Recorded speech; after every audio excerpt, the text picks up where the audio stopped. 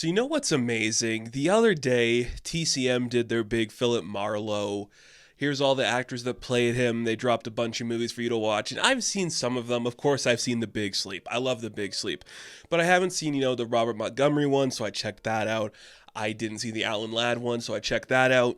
And I'm like, okay, Philip Marlowe, a good detective story based on the Raymond Chandler novels. What's not to like? I love a good story like this, a good neo-noir set in like LA or wherever you want to set it. I love that stuff. That's my bread and butter. I did not know until maybe a couple days before I went to see this movie that Neil Jordan, Academy acclaimed director and writer Neil Jordan, made a Marlowe movie. And I'm like, what? Why? In 2022?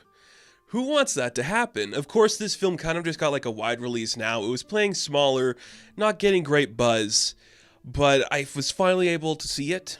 A new Marlowe movie starring Liam Neeson, which is interesting. He's a little bit older than I would have went for. And, okay, I see what's going on here. It's a fine movie. Now here's the other thing, too.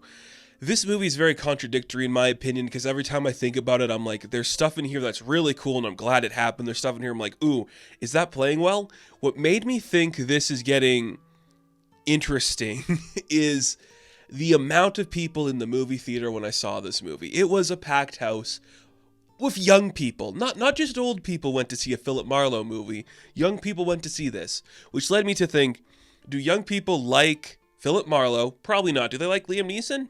Maybe. Do they just want a noir movie? No, because nobody else is making noir movies. So what's going on here? Why was I in a packed house of young people watching a Philip Marlowe movie this year with Liam Neeson starring?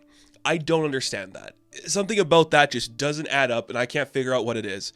Because this movie is certainly not going to be targeted towards a younger demographic. If you are a young person looking to escape from the big cluster of franchise filmmaking this month, Marlowe's a good escape, but it's also not going to hold your hand along the way.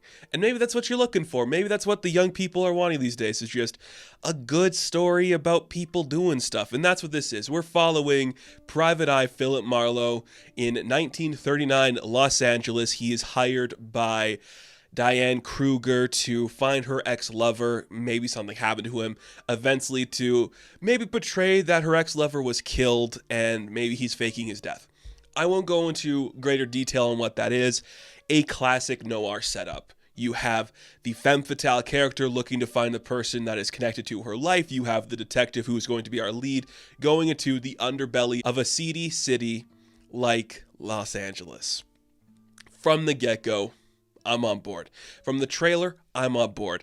You give me this type of movie, I'm going to see it no matter what happens. But here's the thing about Marlowe that's so fascinating, is it feels so much like a throwback, but also trying to contemporize itself in a weird way. It's why I'm like, it's very contradictory.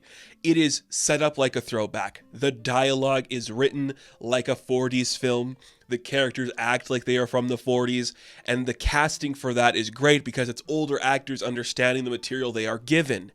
You have so many actors. Is there a main actor in this movie under the age of 40? I don't think so. I think the majority of the cast is over 40, if not maybe over 50. I think Diane Kruger is the only one that's kind of like in that zone between, but everyone else might be over 50 in this because Jessica Lange's over 50, Danny Houston's over 50, Alan Cummings is over 50, Liam Neeson's over 50. It's very fascinating in that capacity. So you have all these actors aware of the story they're telling with the dialogue they're given, playing it in that scenario. Every character and every actor is playing it like it's a movie from the 40s. Stilted walking, stilted dialogue, taking breaks to talk, letting characters move with the momentum of a slower pace. So fascinating. But then it's like, what about modern camera tricks? What about modern ideas being presented? What about these different interpretations of life in Los Angeles? And a lot of that is modern, and it kind of goes against this thing that is being said about Marlowe in the beginning. This is a great throwback, but when it's trying to do too many of the modern ideas, that's where it kind of gets lost in translation and loses itself. The biggest example to me is one of my biggest problems with this movie, is the way it is presenting the idea of sexual relationships with the character of Philip Marlowe. There is something about that, and sure, it is a style and a choice that almost every noir does, is that our detective, our Dick, follows the femme fatale somewhere and starts to fall in love with her, follows the female character and starts to have feelings for her, eventually leading to a sex scene, a kissing scene, something like that. When you're doing a throwback to classics of this genre, with classics involving Philip Marlowe as a character already, a lot of those earlier movies don't present the romance as like a leading thing. It's all about like talking around it because, of course, the Hays Code and everything. We couldn't say like, I want you right now, have sex with me, that kind of stuff. It's like talking around it in that capacity. And that was really good at the time. It just made for sharper dialogue back in like the 40s in that era. But it's 2023. When you watch this movie now, you have the sensibility like, oh, we're going to be allowed to say fuck. We're going to be allowed to show bare body. We're going to be allowed to do certain things. And that kind of loses like the flavor of what the show is presenting, right? When you have that explicitly said, it does take away from the dialogue. And those scenes in particular where Kruger and Neeson are supposed to be playing romantically viable characters, it does not feel like there's any chemistry in that capacity because we're not talking around it. And you know, Neeson's not a horny guy on screen. You don't look at Neeson and instantly think that guy is horny. You know, he's lusting for everybody. You don't get that with him. And Neeson's a very interesting choice for this role. Like I said, he's an older choice, making him like an older detective who's kind of like looking for his pension, so to speak. That's kind of a fun area to explore. It doesn't become like a mainstaying thing, you know, it doesn't become like a big part of his character, but there are certain people who are like, hey, you know what it was like in the war, or hey, you know what it's like to go home and want to get a pension, all that stuff, and that's kind of fun. That is very interesting.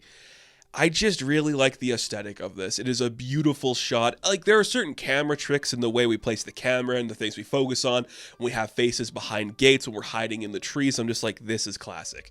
When we just have a shot of a car driving up a street, that's classic. When we just have, you know, certain moments where we're walking to a crime scene, oh, it's classic. It is classic stuff. Just a bunch of old men standing around talking about something. And this has every trope in the book. But here's the thing. That's the point. That's what we're trying to do. We want this to be about the tropes. We're trying to tell you about the tropes. So you're like, yeah, this does feel classic. It has the older woman scorned by her daughter. It has the rich politician maybe trying to hide up corruption. It has a couple of these guys working in the criminal underbelly with employees that are like distinctive in their own right. We have the kind of nosy cop who's kind of a little bit more like ratty and sarcastic. You have the other private eye. You have every beat being hit. And if you're a young person who has never seen those before, is that new and interesting? That's what I want to know. Because I'm with an audience of a lot of young people. Were they fascinated by those choices? When you see certain characters come on screen, like Jessica Lange's character, are you like, oh yeah, that's kind of interesting? Or are you picking up on like this Sunset Boulevard kind of vibe to that? And like the old woman in Hollywood losing her favor, and how that plays into her relationship with the people giving her money and her relationship with her daughter. Tropes we have seen in the genre before, but have you seen that if you're younger? I'm not normal. I've watched The Big Sleep before, you know? So I know what we're doing. And I just wonder, like, what was the connection that drew a bunch of people to want to see this? It's very compelling in that way. But again, if you want a good stylistic noir story with competent directing, very strong writing, actors who are aware of the material, for better or worse, they are all aware of the material. It's not always going to land. There are a few misses where I'm like, oof, that didn't work for you, Neeson, or ooh, I don't know about that, Kruger, some choices like that. But that's what they're told to do. Nothing about this is poorly made. Some choices aren't perfect, but it's a very solid effort and a very interesting attempt at something like this. A breezy hour 49. It feels like it lags a little bit, but that's the flow of a story like this. We're giving you moments of that, enough action to satisfy, great intrigue, beautiful shots of LA in like this style. It's amazing that this was made, that this got a release at all, because it has no real target audience. Everything about it just feels off and peculiar, but that's what we're doing. I would love to see the noir genre make a huge comeback in a big way like this that isn't just a television series. If we put more of these movies in theaters, I think that'd be really cool. But if we gave them the actual push, not just an indie film, you know? If we really tried, that could be a good alternative to other stories. And this is a genre for everybody. It's got action, it's got suspense, it's got romance, it's got car chases, it's got everything you want. It's kind of cool that it exists today, but I doubt we'll ever see another one.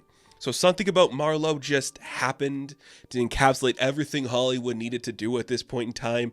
This type of story to take you away from the big other stuff. It connected with some people, but I don't know if it's going to have staying power, and that's a very interesting thing. Competent film, knows exactly what it's doing, very old school, a throwback in the best way possible.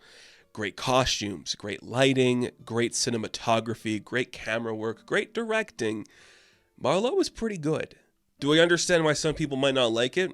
Of course, but I have to say, for alternative movies, this is a good place to start. If you need something fresh, maybe a throwback like this is great. And if not, there are better Marlowe movies to check out.